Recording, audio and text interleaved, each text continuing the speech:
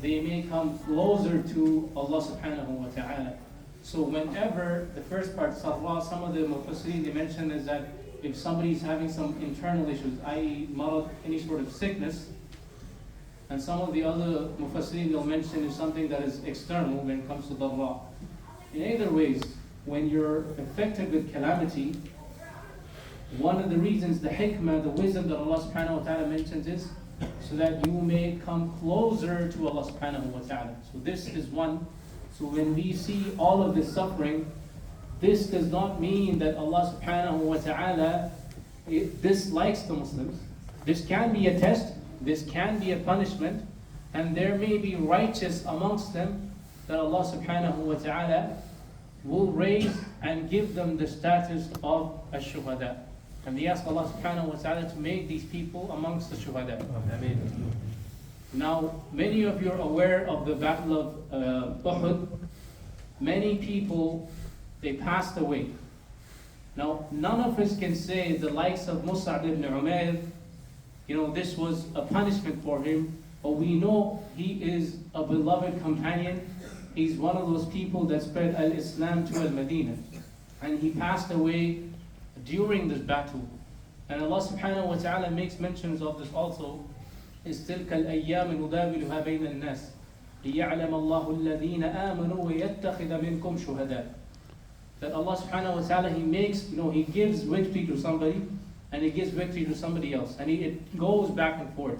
But what is the hikmah of Allah subhanahu wa ta'ala? Something when when somebody passes away, when all of this calamity occurs, is that He may take amongst you shuhada. So we also have to understand, yes, there were people who disobeyed Allah subhanahu wa ta'ala, but if these people, they are going to be taken as shuhada, this is highly, highly an honorable thing that a person, a slave of Allah subhanahu wa ta'ala can get. Now what do you and I take away from this? This is a reminder for the ones who are seeing it, because Allah subhanahu wa ta'ala could have tested any Muslim anywhere in the world with this affliction. So here the Prophet sallallahu alayhi wa sallam, this is the hadith from Riyadh al-Salihin, مَنْ خَافَ أَدْلَجَ. This is the first part of the hadith. وَمَنْ أَدْلَجَ بَلَغَ الْمَنْزِلِ. So the first part of the hadith was أَلَا إِنَّ سِلْعَةَ اللَّهِ غَالِيَةً كَمَا قَالَ, and سِلْعَةَ اللَّهِ هِيَ الْجَنَّةِ.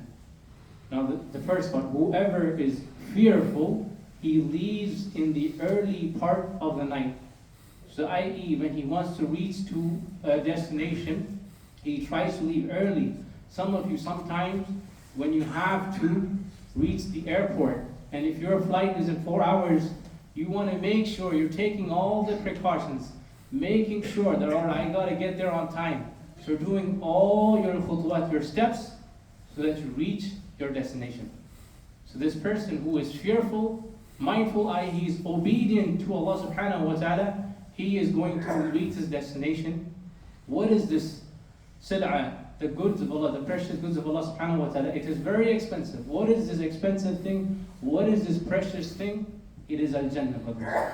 So yes, if the people have been tested, and if we are witnessing it, and Allah subhanahu wa ta'ala has given us long life, and if we were not amongst those people who were not there, but Allah subhanahu wa ta'ala has given this as a reminder, we have to take this as a reminder and return back, take our precautions, because you and I, brothers, will be standing in front of Allah subhanahu wa ta'ala, and we will be at rest. Because in the end, when you live your 50 years, 60 years, you may feel like it was only yesterday. Some of you may still be like, oh, it was just like yesterday my kid was born. Or it was just yesterday that I migrated to this country, or immigrated to this country. But today, mashallah, many of you are full white beard. Your kids, maybe your kids have kids now, and time is passing by.